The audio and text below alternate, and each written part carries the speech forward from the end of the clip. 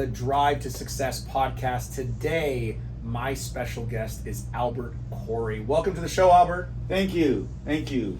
Thank you for being here. And I'm very, very excited because I've been wanting to have you on the show because you have an amazing story and I really want to share it. But before we dive into that, kind of give us a little bit of who is Albert Corey, what do you do for us, and why should we listen to you? Well, anyways, my name is Albert Corey. I'm a cash injection specialist. See, I've been in business for almost 40 years, but that's 4 times longer than most American businesses. In my little ninja story, I started out almost 39 years ago in 1985 with just $10 and built a global brand and in 39 states. Wow. I mean, I don't think I've done Idaho yet, but almost all the other ones. So tell our listeners, what is it exactly that you do? Well, what I do accounting and marketing. We service over 145,000 clients in the last 40 years, and almost every single business we've worked with, from kitty actors to truck drivers and lizard ranchers and almost everything in between. If there's a business, chances are I've done it. So you're doing their taxes, you're doing their bookkeeping, you're doing their marketing strategies. Right. You're basically like a one-stop shop for entrepreneurs. Pretty and much. business owners.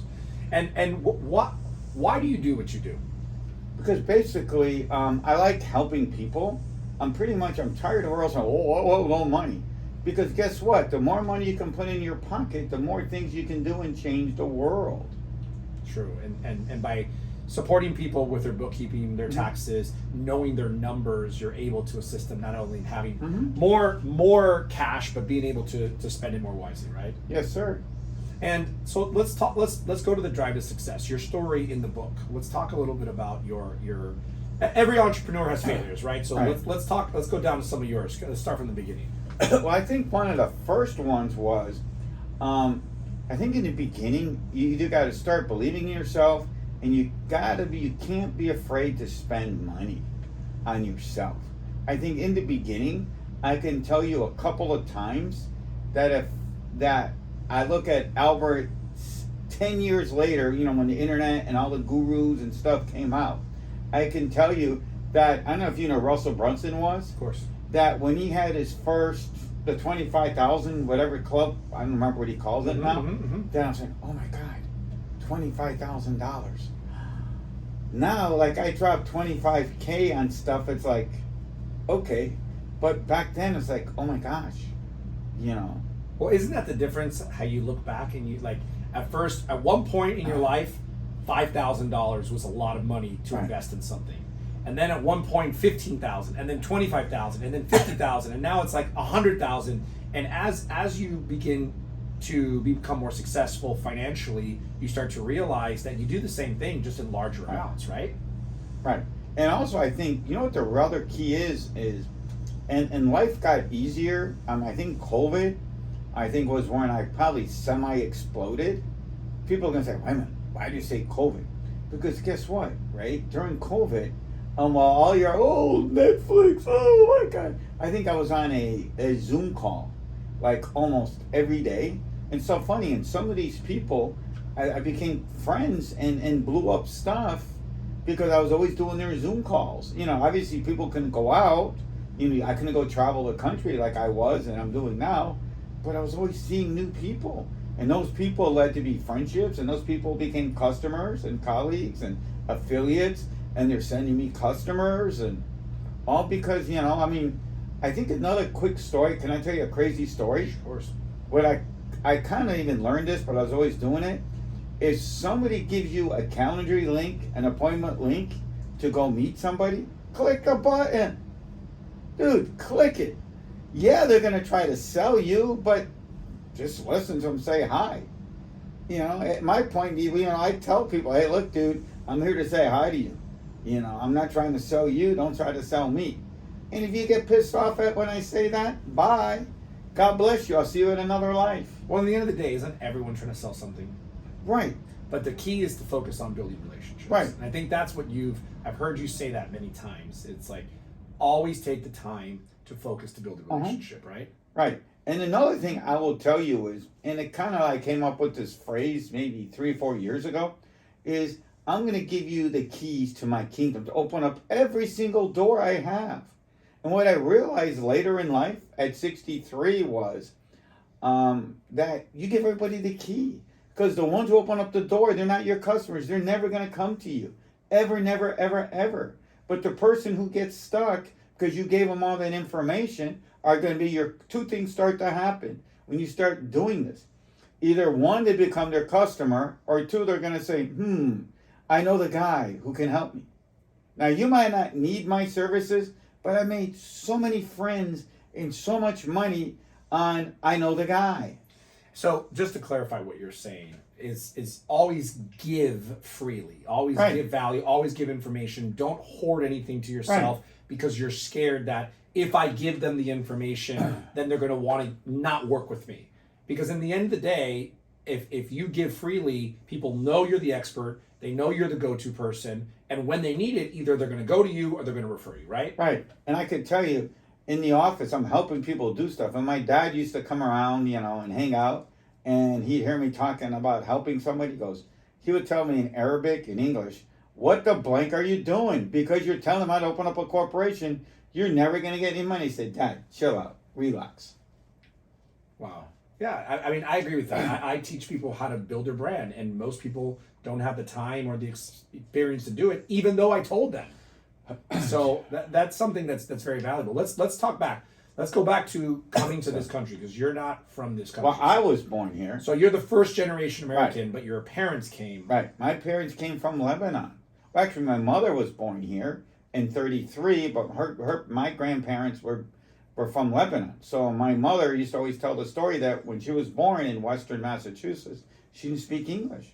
Because my grandparents, on my mom's side, they just came off the boat, kind of deal, and they didn't speak that good of English. So my mother got beat up the hard way. That's why I don't speak Arabic, because she thought that when she was growing up, since she didn't speak English in an Irish neighborhood, she'd get beat up and bullied. So then that's why me and my brother never learned Arabic. My dad came from Lebanon, but he went from Lebanon to Australia to the States. And he always tell this story, and this is even the next funny story about Papa Joe Coy. He would always tell me all these weird stories, And if you see my dad, he's like me, going out, happy. Always did well for himself. Never afraid to, if somebody said, if I can sell 3 books, let's go sell them. I mean, so many, I forgot, what's it called, where you would, the pyramid. So I tell them about these pyramid things that they're paying. Say, okay, yeah, go do it. And then he'd be the first one in and take the money out and run. But he came to the States with nothing, zero, with a suitcase. And he built a global, a real estate empire. Can't remember, he couldn't really read much English, but he could tell you how to finance this building on a napkin. You give him a napkin, he'll tell you how to build and finance any building. And that's how he built an empire. So how was it for you being first generation American, like myself? Parents that mainly are immigrants. Like, how was that for you growing up? And then how has that made an impact in your life today? Well, my growing up was probably, don't spend money, go get a good job. Which I thought was always amazing, because my father got fired from 14 jobs. Then one day he went to Winn-Dixie, and he was working at Winn-Dixie by then. He had motels and apartments. He just one day quit because they already had the motel and it wasn't worth their time.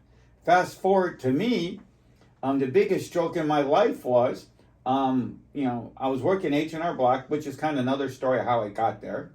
And somebody comes up to the front desk and says, and he goes, will you come into my house to do a tax return?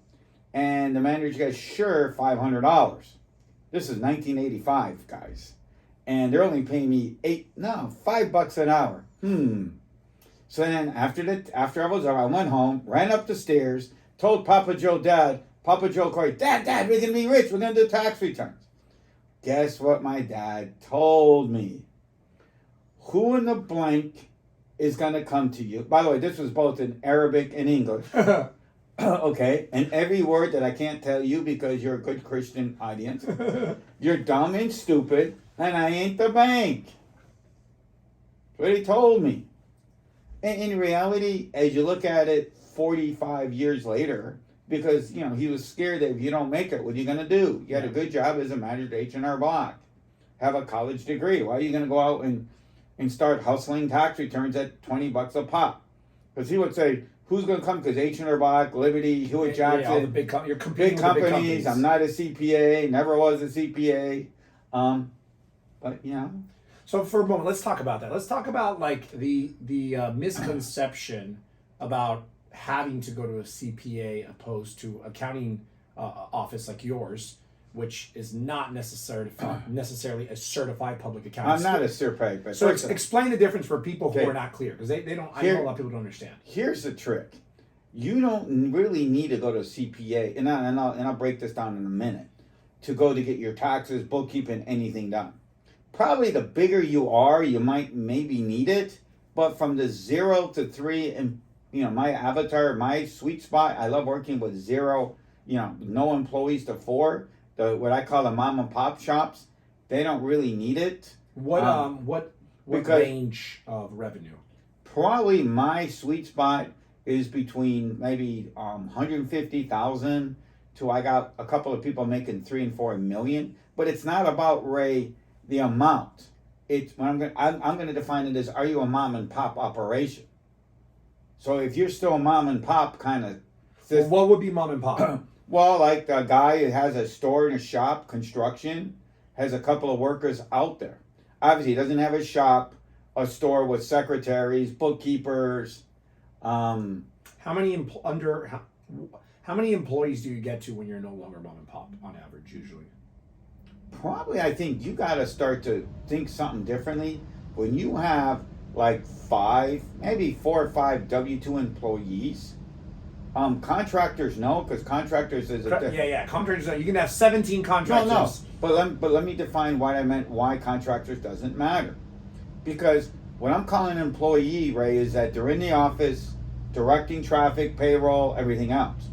Now, as opposed to contractors, you're hiring this guy to if you're doing building a house, the roofer, the plumber, the electrician. It's like one and dones. Yeah.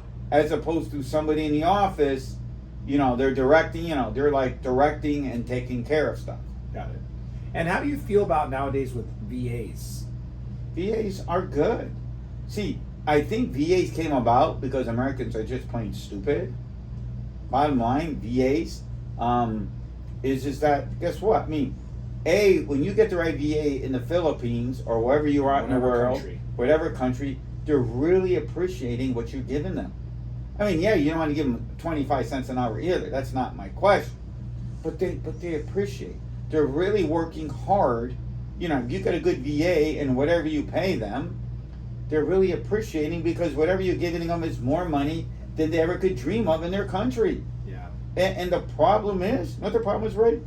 What started a lot of entrepreneurs, especially people during the creatives and stuff, working from home type people, it's just that the American public, the American worker, they went crazy. They went loco. Yeah. They holler and bitch about everything. Yeah, they complain. They're ungrateful, first of all. Right. They complain. They ask for a lot, and you're paying them 3 to 4 times more than you would be paying somebody overseas. Let me ask you a question. Why do you think they moved somebody like General Motors and Baxter? Baxter used to be huge in Hialeah, Florida. They had huge monster plants. But they all moved to Mexico because guess what? The people in Mexico, right? Let's not forget about wages. Well, they're paying them less because now you're not bitching over, some secretary, I winked at them wrong, $1 million lawsuit. So they don't have any of that shit there. Yeah, you don't have, You don't have none of the crap. You understand that? Yeah. You have none of the, when GM built those plants in Mexico, they know they don't have none of the bureaucracy that you could be paying them $10 an hour, which is 30, because in my world, I think when General Motors or when they need to be charging stuff, it's because a lot of that is for stupid insurance, harassment. Because the guy I'm not saying touched it. I winked at him wrong. Yeah. Or, stupid, I call it stupid stuff. Yeah, and we ended up having to spend more, pay more, taxes go up because of all the nonsense. Yeah, nonsense. So let's go back to one of the other stories in the book where you've had massive failure and has led you to the next level of success? Well, obviously my dad telling me that. Another failure, like I said, is not thinking to go get mentors earlier and getting people. I wasn't smart enough back in the day. This was in '85. As I started to hear, that you always hear it all the time, that didn't Tony Robbins maybe had tapes in the early '90s? Well, I wasn't smart enough to go maybe look for entrepreneur magazines, go and buying those magazines just to read them. Yeah. Go buy the magazine. Yeah, you were focused working on what you were doing there. You didn't. I was, working, in the business. In the business. I don't. When I wasn't that big doing taxes, building my parents' motel business, turning that around, managing all the apartments and rentals that they had. So I was always doing that. How long did it take you to really get the business up and running? I think the joke I will tell you, business is like a rocket. Okay, here's what happens. And maybe it's just life in general. 20s, you're like starting to thinking. 30s, you start putting the fuel in. 40, you're launching. About 40, maybe late 30s, you're launching. Like in the 40s, you're starting to go. In 50s, you're in orbit.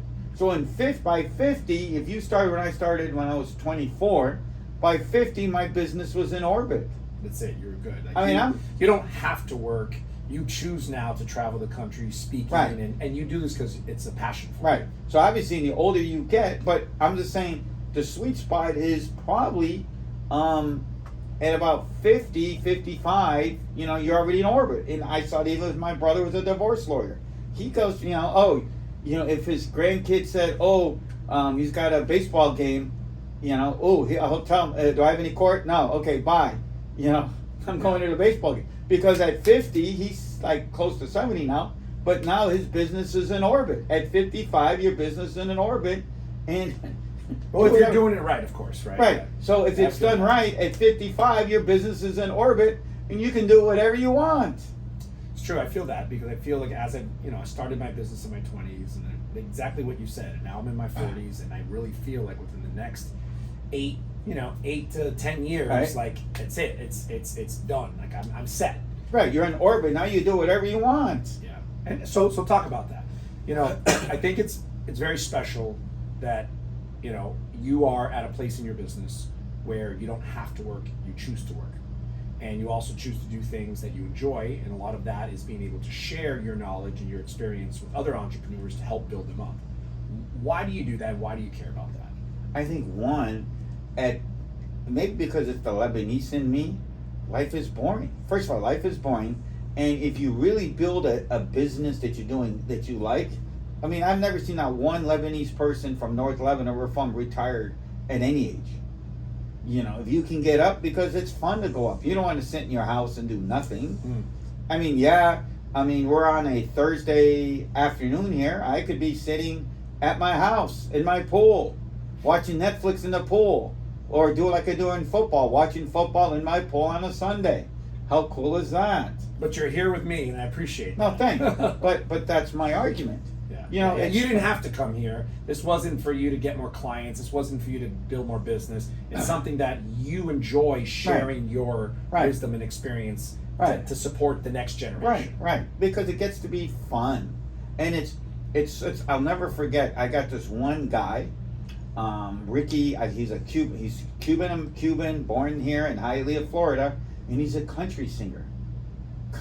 Wow. Born in Hialeah Hospital. Huh. If you know anything about Miami, that's Cuban town, USA.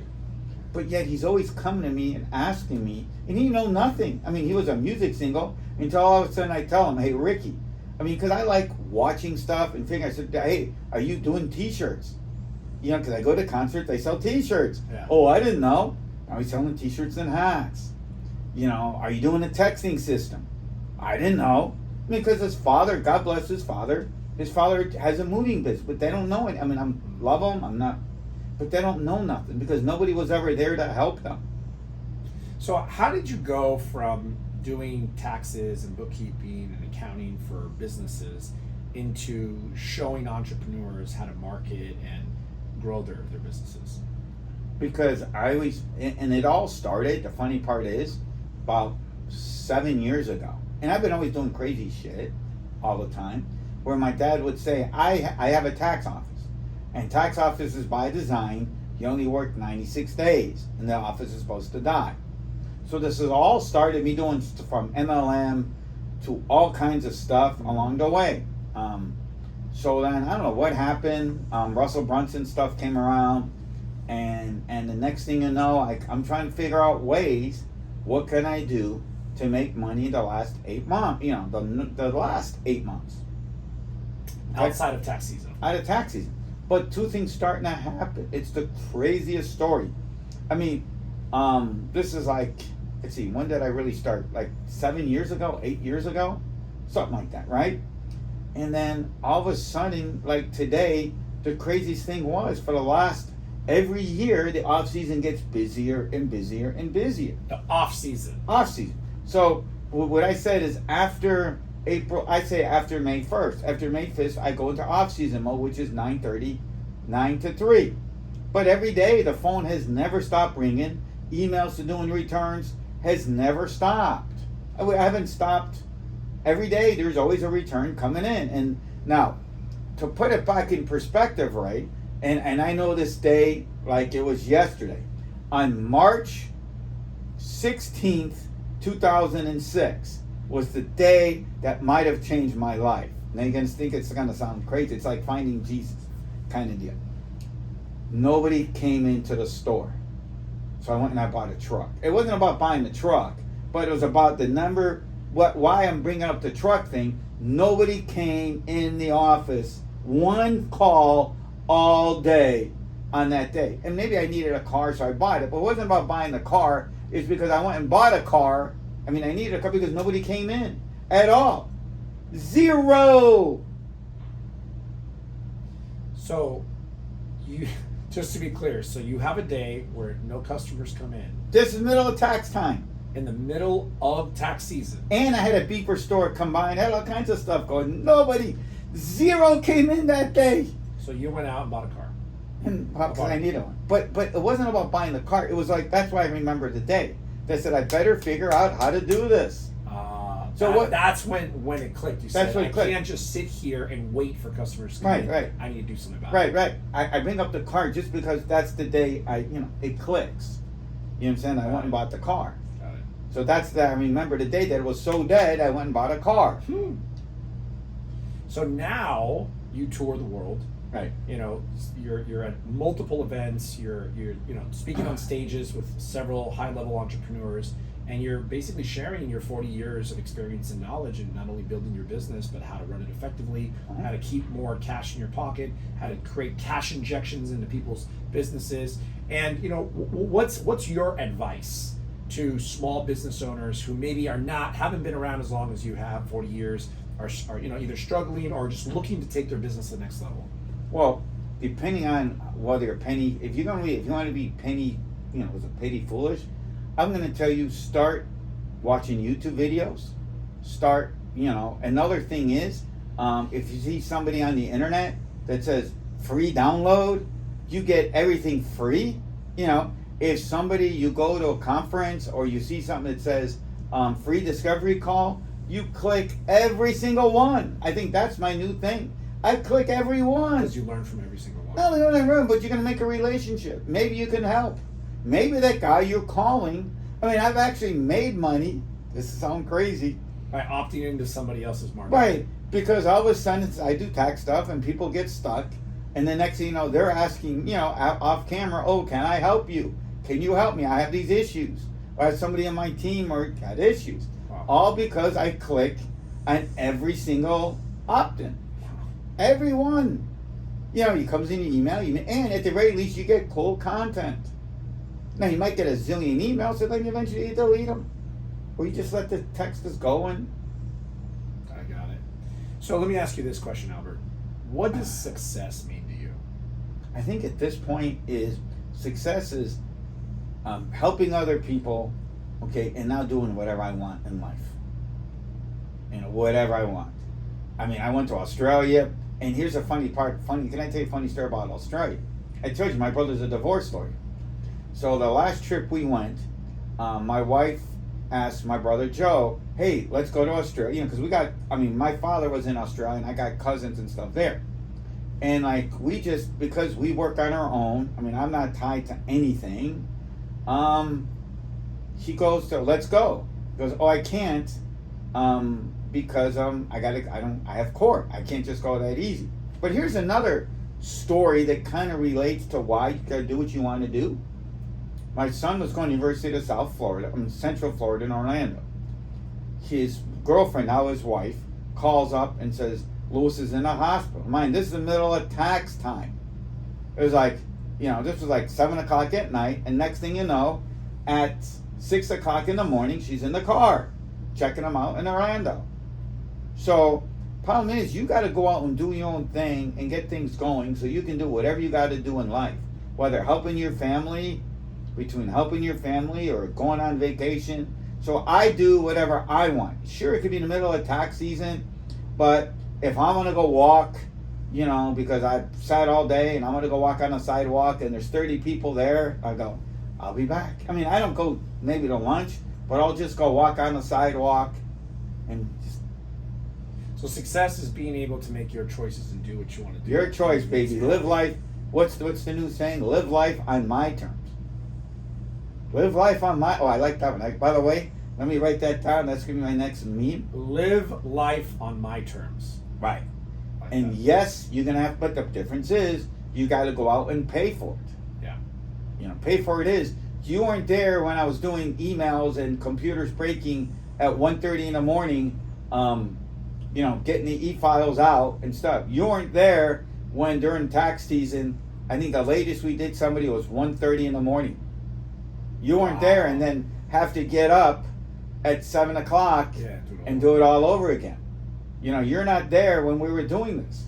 Yeah. You weren't there when way back in 1985 I was passing out, you know, the true thing of success is, I will tell somebody, money is never the reason why you can't be successful. You can't market. In today's world, you don't need money to market. I mean, I could tell you how I started. It's simple, dude. I'd go to Office Depot. I knew how to use Word somewhat, and I knew I could put 4 to a sheet. I figured this out, and then I would run 100 sheets, 400 flyers. I would then, because between I didn't want to wait and held these people to cut it, I would get on the cutter till 9:30 at night, Saturday night, cutting up the sheets. Office Depot by Westline Mall in Hialeah, I'd be the last one leaving the store because I'm cutting them up. They're probably all got cut up like crap. There's no doubt about that. And people, oh, you know, you cut up your papers. I go, fine. Did you come? Yes. Oh, thank you. And I would pass them out for months and years. We'd go every Saturday. My Papa Joe, you know, he would drive me, and I hit every condo in Hialeah Gardens every single Sunday for years. And then, guess what? And then we opened up at 11. Guess what, Ray, I did at 11? This was at 7. 11 o'clock, I was in the store till 5 o'clock. Every Sunday for years. Wow. Years. Yeah, you got to put in the work. You got to put in the work. Yeah. Point is, it's out there. Even today, people can go follow me on my YouTube channel. Most of those, I don't have to do a YouTube channel, but every day, it sounds crazy because for some reason I don't get it done till 10 o'clock at night. So from 10 till 11:30, what do you think I'm doing? I'm doing my YouTube short and getting it up there every single day. Why do you think it's important in today's day and age to have your online brand presence? Because it's an easy way to get clients to know you. You know, everybody says, I tell you, I make money on everything. I mean, I make money on my YouTube videos. I'll open up a corporation. Yeah, these videos, oh my God, these are, now that I look back, this stuff is, I mean, quality. You know, Ray, you got an amazing studio here.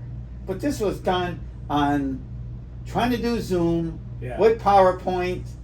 Yeah. Crap, I don't know. And you still got business from it. I'm still getting business. Wow. 9 years later, because I figured I was like, how to open up corporations in Florida.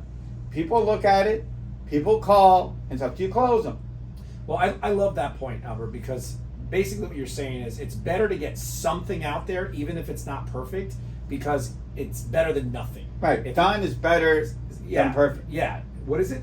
Done is better than perfect. I love that. And I'll give you one even better that somebody told me today that I helped. He goes, Albert, that when you do your PowerPoints and stuff on YouTube and shit, this is exact words. Half the spelling is wrong and grammatically. I go, do you read it? Yeah. Well, do you know that you're going to turn off people? You're losing 10% of the business? I said, fine, then they don't have to come to me. I don't care. Because if you're worrying about my video quality, you're worrying about how I spell on my Facebook post, but if you're not perfect, you can't do it. I said, then they're not worried about it. Then I say, bye. Focus on what you can do, get it done, and then you can always upgrade later, Right. And I've seen you upgrade consistently, but done is better than done. It's out there. It's out there. So, Albert, for those that are listening to the podcast, if they want to get connected with you, learn about your tax, accounting, bookkeeping, the marketing strategies to grow the business, what's the best way for them to connect with you? Go to albertc360.com. If you go in there, Ray, can I give everybody a free gift if you don't mind? Sure, of course, man. So, this camera, whatever camera. So anyways, if you go to albertc360, because you're listening on Ray's a great friend. I've known him for years. By the way, by going into new events, you always reconnect because it was like 4 years earlier. Yeah. So because of you, I got an amazing gift. 6 ways you can inject cash in your business almost instantly. Wow. So you go to Albert, ALBERTC360.com, and you'll be able to log in and you can get that gift that will start changing your business and start putting money in your pocket like that. So is there like a button they just click on, or do they? It's a video and it's there. Oh, it's okay. As soon as they get there, and by the time this goes out, we'll be having a checklist and all kinds of cool stuff that we're working on. So you keep up with it. You follow us on. If you want to know cool tips every day, you go on Albert C360.